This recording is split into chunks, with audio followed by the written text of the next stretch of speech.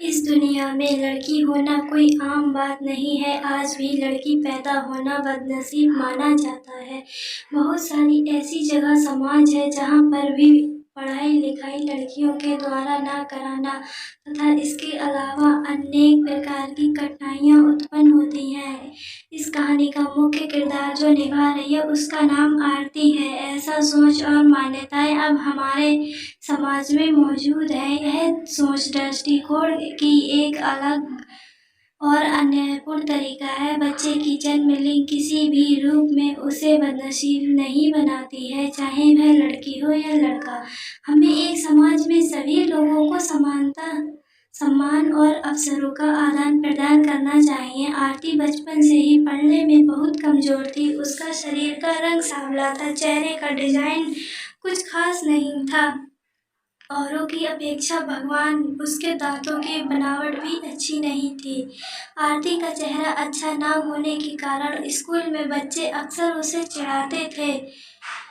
कोई आरती का फ्रेंड बनने के लिए तैयार नहीं होता था। जब आरती अपने गांव के गलियों से गुजरती थी, बगल में खड़े लोग भी अपना मुंह फेर लेते थे। आरती को इस बात से बहुत ज्यादा पीड़ा होती थी।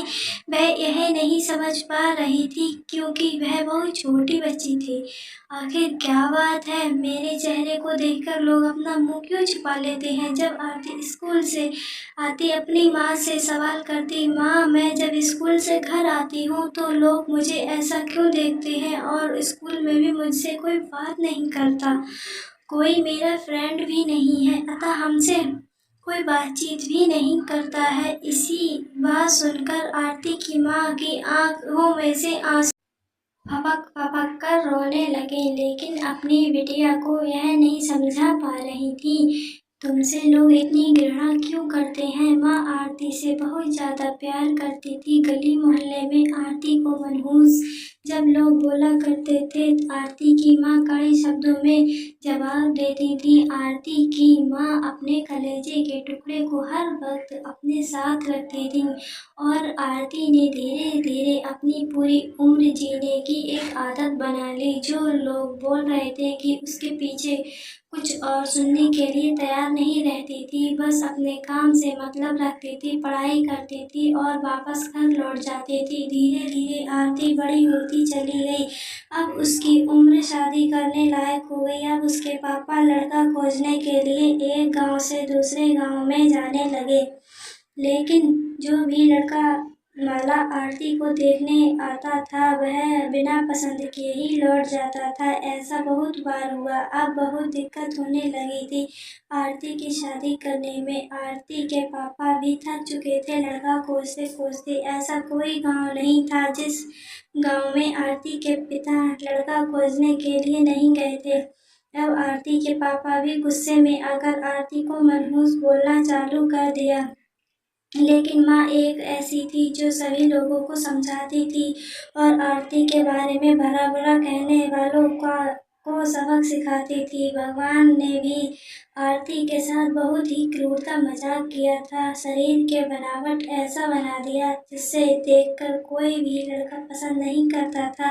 आरती भी इस बात को लेकर चिंता कर रही थी कि पापा हमारे लिए इतनी दूर दूर तक जाते हैं लड़का देखने के लिए, लेकिन कोई हमें लड़का पसंद नहीं करता है। आरती अपने कर्मों में ज़्यादा व्यस्त रहती थी। वह खाना बनाने में बहुत ज़्यादा समय देती थी। आरती को खाना बनाने बहुत ज़्यादा मज़ा आता था। आरती ने बहुत सारे खाना बनाने की रेसिपी के बारे में जानकारी हासिल कर ली थी, लेकिन इसके लिए उन्होंने किताबें, रेडियो, टीवी चैनल पर वीडियो भी देख ली थी। आरती के द्वारा बनाया गया खाना बहुत ही स्वादिष्ट और टेस्टी होता था।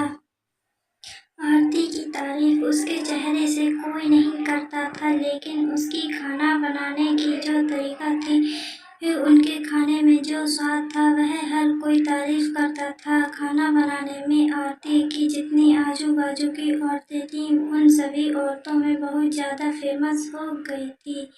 जिस औरत को लगता था कि आज नया खाना बनाना है और कुछ नया आइडिया इसमें टेस्ट लाना है तो वह औरत आरती के पास में आकर जानकारी लेती थी। वह सारी औरतें यह सोचती थी कि आरती के द्वारा बनाए गए खाना को हम सीख लें, लेकिन यह उन सब के बस की बात नहीं थी। आरती के हाथ में ऐसा टाइमिंग जादू था जो आरती के इस कला को कोई नहीं सीख पाया। आरती का जीवन और उसका लाइफ चक्र उतार चढ़ाव में कटता रहता था। माता पिता और रिश्तेदार बहुत कोशिश करते थे कि आरती कहीं ना कहीं शादी हो जाए। बहुत कोशिश के बाद माँ पापा ने एक लड़के वाले को मना लिया था। वे सब आरती को देखने के लिए घर पर आने वाले ही थे। आरती को इस बात की खबर लग जाती है कि हमारी शादी होने वाली है। आरती दुखी हो जाती है और गुस्सा करने लगती है और आरती मीठी हुई कहने लगती है कि आप सब इतने सारे लड़के वालों को देखने के लिए बुलाते हो लेकिन हमें कोई पसंद नहीं करता है और जो कोई भी आता है हमारी मजाक बनाकर चला जाता है। आप सबकी बदनामी होती है। गांव समाज बोलता है कि लड़के देखने वाले आए थे और आरती को पसंद नहीं किया। गांव वाले भी कहते हैं कि पता नहीं उसके मम्मी पापा कैसे उसको जन्म दिए हैं। इस मनहूस को कहीं शादी ठीक नहीं हो रही है। आरती की माँ ने आरती को समझाया और शादी में अक्सर ऐसा होता है ऐसा कहा। हर कोई किसी को पसंद नहीं होता है। जिसे तुम पसंद आ जाओगी तो तुमसे जरूर शादी कर लेगा। तुम अपना ख्याल रखो। तुम अपने आप पर ध्यान दो। कौन तुम्हें पसंद करेगा या नहीं करेगा यह तुम उनके ऊपर छोड़ दो। अगले दिन लड़के वाले आरती को देखने आने वाले थे लेकिन आरती उसी दिन सुबह ही सज सवर कर कहीं निकल गई थी। लड़के वाले घर पर आते हैं लेकिन मम्मी पापा को नहीं पता था कि आरती कहीं गई है। लड़के वाले नाराज हो जाते हैं और आरती के घर वालों को खरी खोटी सुनाते हैं। शाम को आरती घर को लौट चुकी थी। आरती के चेहरे पर बहुत ज्यादा खुशी थी और उसके हाथ में एक चेक था। आरती कोई एक सर्टिफिकेट लेकर आई थी। आरती ने अपने उपलब्धि के बारे में अपने मम्मी पापा से कुछ बोलने वाली ही थी। इसी बीच आरती की मम्मी ने उसे खरी खोटी सुनाना शुरू कर दिया कि आरती सपने में भी यह नहीं सोच सकती थी कि मम्मी आज हमें इतना भला बुरा बोलेंगी। इससे पहले आरती की मम्मी ने आरती को इस तरह के शब्दों का उच्चारण कभी नहीं किया था। आरती की माँ ने एक बात बोली आरती से कि बाकी सब लोग सही कह रहे थे कि तुम सच में मनहूस हो। आज तुम्हारी वजह से सब कोई परेशान है। अच्छा होता कि तुम पैदा होते ही मर जाती। आज यह दिन हमें देखना नहीं पड़ता। गांव में मेरा सिर नहीं उठ पा रहा है। आरती इस वाक्य को सुनकर हैरान थी। वह कुछ बोल नहीं पा रही थी क्योंकि जब आरती बोलने की कोशिश कर रही उसके मम्मी पापा के शब्द से इसकी आवाज दब जाती थी। आरती की आंख में आंसू बह रहे थे। आरती बिल्कुल व्याकुल हालत में खड़ी थी। वह कुछ बोल नहीं पा रही थी। आरती माँ से एक ही सवाल कर रही थी, माँ क्या मैं इतनी बदनसीब हूँ कि मुझे आप मारना चाहती थी? क्या मैं मर जाऊँ इतनी बुरी हूँ? आप मुझे मारना चाहती हो? मैंने ऐसी क्या गलती कर दी? आरती के द्वारा बोली गई ये बात का असर उसकी मम्मी पर नहीं हुआ। आरती की मम्मी काम कर रही थी और गुस्से में आरती के ऊपर अनेक बातों का प्रहार कर रही थी। आरती शांत स्वभाव से अपनी मम्मी की ओर देख रही थी और उसकी बातों को सुन रही थी। आंख से आंसू बह रहे थे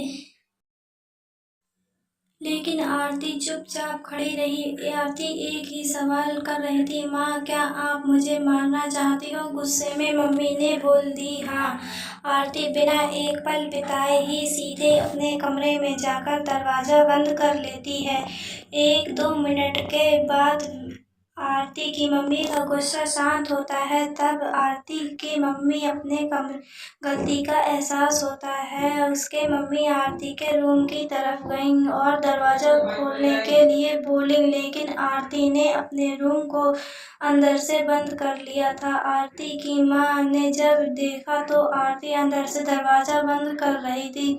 आरती की माँ सोच रही कि यह कोई गलत कदम नहीं उठा ले, इसलिए आरती की मम्मी ने उसके पापा के पास तुरंत कॉल किया घर आने के लिए। दोनों ने दरवाज़ा खोलने की काफ़ी कोशिश की, लेकिन आरती ने दरवाज़ा नहीं खोला। कुछ समय बिताने के बाद आरती के पापा को अब एहसास हो गया कि आरती कुछ गलत कर ली है।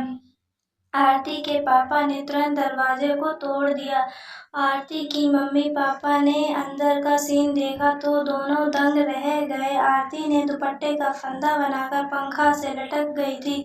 अभी ज़्यादा वक्त नहीं हुआ था, वह तुरंत सिर्फ बेहोश हुई थी। माँ और पापा ने तुरंत उसे उठाकर पंखे से अलग किया, फिर गले से दुपट्टा निकाला और बेड पर आरती को लिटा दिए। स्थिति को देखते हुए उन्होंने तुरंत डॉक्टर को कॉल लगाया। माँ की नज़र अपनी लाडली बेटी की बंद मुट्ठी पर जाती है। हाथ में एक चिट्ठी थी और टेबल पर पड़ा 50 लाख का चेक मिलता है, जिसमें 5 स्टार होटल में शेफ की नौकरी करने के लिए कन्फर्मेशन लेटर था। उसी कन्फर्मेशन लेटर और चिट्ठी को लेने के लिए आरती बाहर गई हुई थी। कुछ समय के बाद डॉक्टर आते हैं और आरती का इलाज करते हैं। डॉक्टर आरती के चेकअप करने के बाद ये बोलते हैं कि शुक्र है लड़की बच गई। कुछ सेकंड और देरी हो जाती तो आज यह लड़की हम सबके बीच नहीं रहती। आरती बेड पर बेहोश अवस्था में पड़ी थी। डॉक्टर ने कुछ बोला कि आरती धीरे धीरे कुछ घंटों में ठीक हो जाएगी। मैं दवा लिख दे रहा हूँ, जिसे आप मेडिकल स्टोर से मंगा लीजिए। चिट्ठी में लिखा था कि मम्मी और पापा, मैं जानती हूँ कि मैं जन्म से लेकर आज तक ऐसा कोई कार्य नहीं किया जिसमें आप लोगों को गर्व महसूस हो, लेकिन मैं आपसे बताना चाहती हूँ कि मैं खाना पकाने में नेशनल लेवल कंपटीशन को जीत चुकी हूँ। इसमें मुझे 50,000 का चेक और प्रथम स्थान मिला है। मेरे द्वारा बनाया गया खाना ऑर्गेनाइजेशन को इतना पसंद आया कि वह मुझे एक बहुत बड़े होटल में बतौर मास्टर शेफ की नौकरी के लिए कन्फर्मेशन लेटर भी दे दिया था। पूरी दुनिया मेरे खिलाफ हो, मुझे इस बात का कोई फर्क नहीं पड़ता और मम्मी पापा की कड़वी बातें मुझे रुलाती थी। मैं पापा से हर वक्त प्यार करती थी और मम्मी को दिल से चाहती थी। मैं जानती थी कि मम्मी और पापा केवल बाहर से ही सख्त हैं, लेकिन अंदर से मुझे बहुत प्यार हैं। यदि मम्मी और पापा मुझे प्यार नहीं करते तो मेरे लिए बिना कहे कपड़े, मिठाइयाँ और किताबें नहीं लाकर देते। माँ की ममता और पिता का प्यार कोई बयां नहीं कर सकता है। माँ मेरी चाहत और दुनिया थी। पापा की प्यार बहुत सताएगा। अब मैं इस दुनिया को अलविदा कह रही हूँ। माँ मेरी और मेरे पापा दुनिया के सबसे खूबसूरत माँ पापा हैं। मैं जानती हूँ कि आपने कभी न कभी भगवान से प्रार्थना जरूर की होगी कि अगले जन्म में मेरे को ऐसी औलाद मत देना, लेकिन मैं भी भगवान से प्रार्थना करती हूँ कि अगले जन्म में क्या मुझे 7 जन्मों तक आप जैसे मम्मी पापा ही मिले। और आज ही प्रार्थना कर रही हूँ कि मैं उस भगवान के पास जा रही हूँ जिसे आप लोग मुझे बहुत पहले भेजना चाहते थे। चिट्ठी में बहुत सारी इमोशनल बातें लिखी गई थी, जिसे पढ़कर आरती के मम्मी पापा की पांव तले जमीन खिसक गई। आरती के मम्मी पापा बहुत पछतावा कर रहे थे और उनकी आंखों से बहुत ज्यादा आंसू बह रहे थे। आरती बेड पर पड़ी हुई थी। उसकी माँ उसके सिर पर हाथ फेर कर रो रही थी। पिता को बर्दाश्त नहीं हो रहा था। वह भी आरती के लिए जोर जोर से चिल्लाकर रोने लगे। आज की कहानी से हमें यही शिक्षा मिलती है कि हमें कभी भी दूसरों के बारे में गलत कमेंट नहीं करने चाहिए। भगवान जो भी कुछ देता है वह कुछ सोच समझ कर ही देता है। दूसरों पर कमेंट करने से पहले खुद को देख लेना चाहिए कि हमारे अंदर कितने अवगुण हैं। अगर आप सबको मेरी स्टोरी अच्छी लगी हो तो कमेंट में ज़रूर बताएं। चैनल को सब्सक्राइब करें, बेल आइकन प्रेस करके चैनल को ज़्यादा से ज़्यादा सपोर्ट करें।